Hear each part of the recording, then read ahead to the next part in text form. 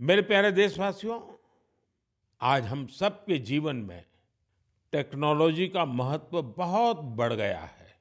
Mobile phone, digital gadgets हम सबकी जिंदगी का अहम हिस्सा बन गए हैं। लेकिन क्या आप कल्पना कर सकते हैं कि डिजिटल गैजेट्स की मदद से अब वन्य जीवों के साथ तालमेल बिठाने में भी मदद मिल रही है? कुछ दिन बाद 3 मार्च को विश्व वन्य जीव दिवस है।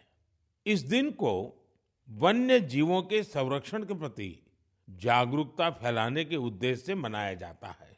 इस वर्ष वर्ल्ड वाइल्ड लाइफ डे की थीम में डिजिटल इनोवेशन को सर्वोपरि रखा गया है।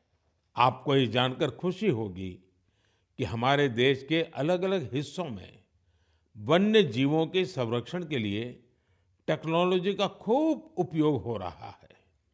पिछले कुछ वर्षों में सरकार के प्रयासों से देश में बाघों की संख्या बढ़ी है। महाराष्ट्र के चंद्रपुर के टाइगर रिजर्व में बाघों की संख्या 250 से ज्यादा हो गई है। चंद्रपुर जिले में इंसान और बाघों के संघर्ष को कम करने के लिए आर्टिफिशियल इंटेलिजेंस की मदद ली जा रही है।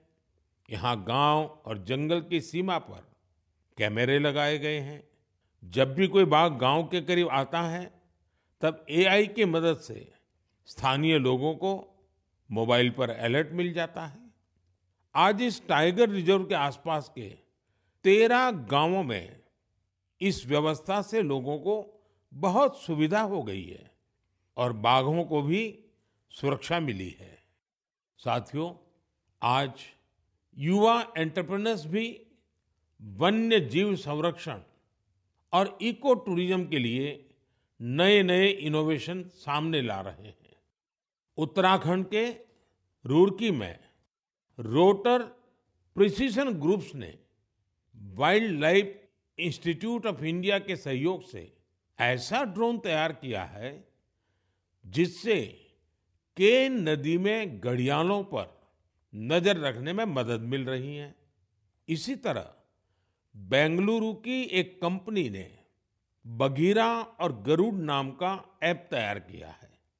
बघीरा ऐप से जंगल सफारी के दौरान वाहन की स्पीड और दूसरी गतिविधियों पर नजर रखी जा सकती है। देश के कई टाइगर रिजर्व में इसका उपयोग हो रहा है।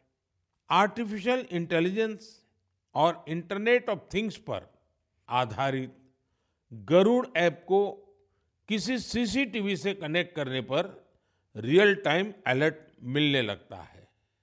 वन्य जीवों के संरक्षण की दिशा में इस तरह के हर प्रयास से हमारे देश की जैव विविधता और समृद्ध हो रही है। साथियों, भारत में तो प्रकृति के साथ तालमेल हमारी संस्कृति का अभिन्न हिस्सा रहा है। हम हजारों वर्षों से प्रकृति और वन्य जीवों के साथ सह अस्तित्व की भावना से रहते आए हैं। अगर आप कभी महाराष्ट्र के मेलघाट टाइगर रिजर्व जाएंगे तो वहां स्वयं इसे अनुभव कर सकेंगे। इस टाइगर रिजर्व के पास खटकली गांव में रहने वाले आदिवासी परिवारों ने सरकार की मदद से अपने घर को होम स्टे में बदल दिया है। ये उनकी कमाई का बहुत बड़ा साधन बन रहा है। इसी गांव में रहने वाले कोरकू जनजाति के प्रकाश जामकर जी ने अपनी 2 हेक्टेयर जमीन पर 7 कमरों वाला होम स्टे तैयार किया है।